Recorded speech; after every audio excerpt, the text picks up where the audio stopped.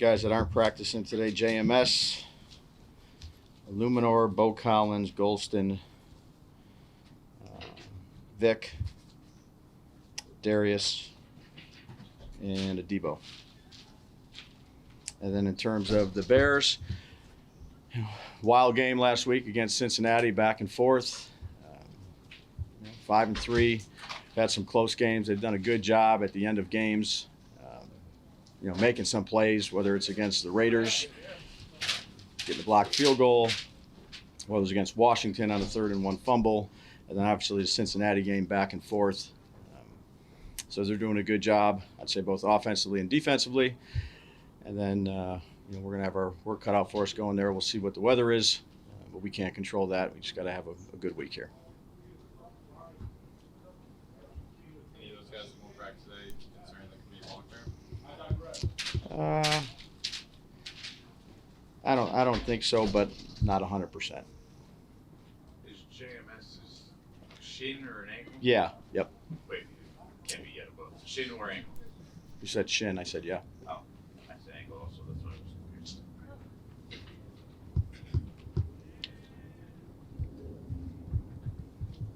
Will you do anything to prepare for the weather? Do you believe in, bad ball, this other stuff? I mean, it sounds like it's going to be pretty sloppy. Well, you look at it, you look at the weather, that changes. It's changed a number of times. So if we think it's going to be wet, raining, snowing, it's changed a number of times. Last time I looked at it, looked 36 degrees and sunny. So yours might be different, but there's the wind factor that could play into it. So there's a number of things that go into it. Dave's with Burns. He seems to show up every single week. Obviously, he's healthier this year, I'm assuming, than he was last year. But what's your level of respect for just the way he's been going about it this year?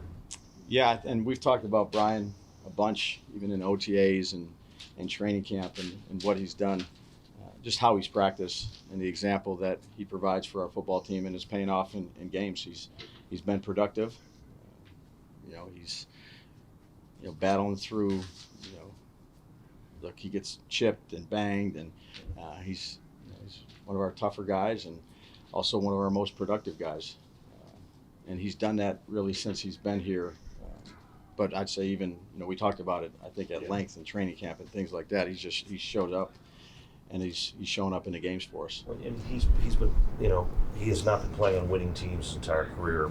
What kind of resolve does that show to a guy's character who has not been getting rewarded with results on the field, so to speak, in terms of wins? Sure. I think he's just an ultimate teammate. He lays it on the line each week. He does it in practice. The way he prepares, he just provides a good example for a lot of the guys, and he controls the things that he can control. And he's been productive for us. He's leading the league in sacks right now, if I'm not mistaken. Dave's Dane Bell. Yeah. He's playing obviously a lot of snaps the last few weeks. Talk about him, especially his willingness to come up and put a hat on somebody. What have you seen from him? Because he's basically been a full-time role. Obviously, we're hauling out. So what have you seen from him? Yeah, someone that's ready when his number is called. First of all, he's done a great job on special teams for us this year. He's been very productive. He's kind of the quarterback for us on the punt team with the things that he does there. And he's making the most of his opportunity.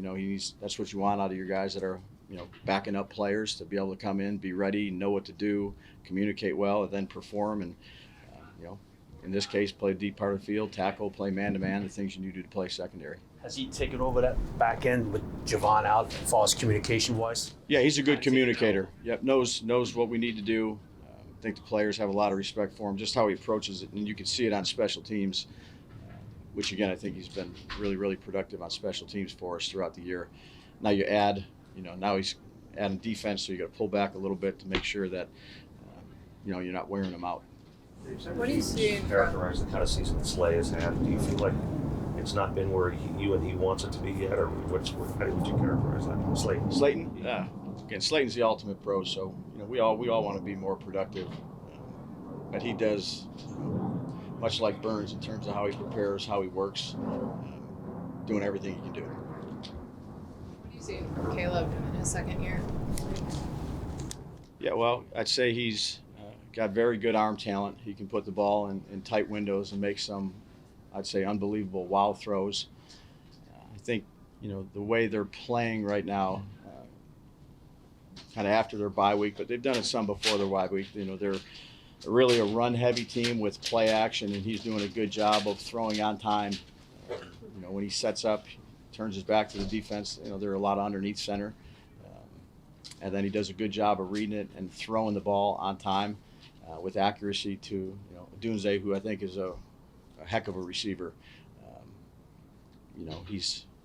He can make slippery plays on you and really make loose plays with his feet, make loose plays with his arm, has good vision down the field. He's done a nice job. You see something like the injury Jaden Daniels suffered late in the lopsided game, running the ball. Does that give you pause of anything, how you've handled Jackson late in some of these games? We'll just keep developing Jackson. Jackson's a competitor. We'll do the things we think we need to do. You never want anybody to get hurt. But like I've said many times before, it's an opportunity every time you step on the field to do that. So some of it is scrambling. There's a couple runs that we had on the outside, but just keep working with him and do what we think we need to do. Obviously, there's a risk reward though, almost like later in a game. Is it just you just can't coach out of him ever? Or you say like when you're on the sideline, maybe you can take a step out and lower your shoulder. Is that? Yeah, you can talk about it. I've had a guy that was kind of similar in that regard too. Again, they're competitive guys. When you get down, and I think the one that kind of the end of the game, the one scramble was a 3rd and 10 type play, and again, he's as competitive as they come. You always want to try to protect him and coach him on those things, but have a lot of confidence in the decisions that he makes. On that one, the 3rd and 10, he had the first down, right? And he could have. Close. Yeah. I mean, I don't know. He's running. You're going to ask a player to look and see exactly. I mean, he's a competitive guy. I have a confidence in the decision makings that he makes, and if there's some that we think we can pull back on and learn from, that's what we try to do. But I'm not going to second guess a guy out there that's competing and playing and has good vision and awareness and instincts. I wouldn't take that away from him. Dave, you've always talked about, you want to be consistent, stay the same every week with the team, behind the scenes, in front of the cameras, that kind of thing. Is there ever a time where circumstances dictate you veering from that as a head coach, and do you pay attention to that, whether it's good or bad? Yeah, I think you can just control the things you can control, Art. So there's going to be things, throughout any time you coach that's going to pop up, and I think you got to keep a level head. You got to do the things you need to do to try to improve. Look at the team you're playing and get ready to play. Is that something that's hard for, or has been hard for you through your 3 decades of coaching? The idea, you always talk about how fiery you are, you're emotional, but also to kind of strike that tone, it kind of creates 2 different sides of you as a coach, I think, experience is helpful in this league in a lot of different areas. So, focused on this week. Look forward to going out to Chicago and getting ready to play this game. Chicago ran the ball pretty well last week. Just curious. They run the ball pretty well every week.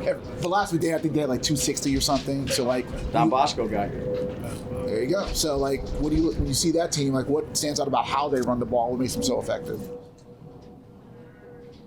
A number of things. I think they have a good offensive line that communicates well and plays well together. Usually get a hat on a hat. They have receivers that block on the perimeter.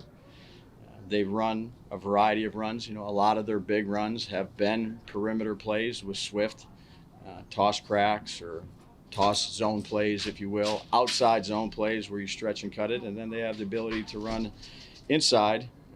I think their offensive line is playing well. I think their backs see it. They've had some big plays. I would say a number of big plays in the running game on the edges or on outside zone that you stretch and you cut. Good offensive line, runner that's running well, or runners that are running well, physical receivers. That's kind of what they do.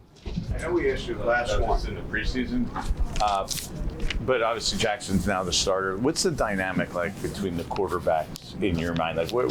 How do you view Russ and Jameis's role at this point? How do I view their role? They're backup quarterbacks that have had a lot of experience, that provide a lot of value when you're in the meeting room. They stay late with Jackson, watch tape together, all three of them, give good input.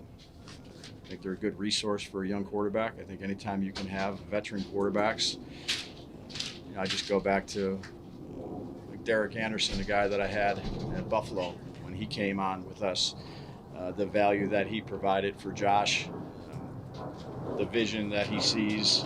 Quarterback's a hard position to play, and when you have a guy that's been in the room, that's played, that has a variety of experiences, I think that's helpful for a young player, particularly in that room, probably more so than any other room. Not that it's not important in other rooms, but it's very important in that room.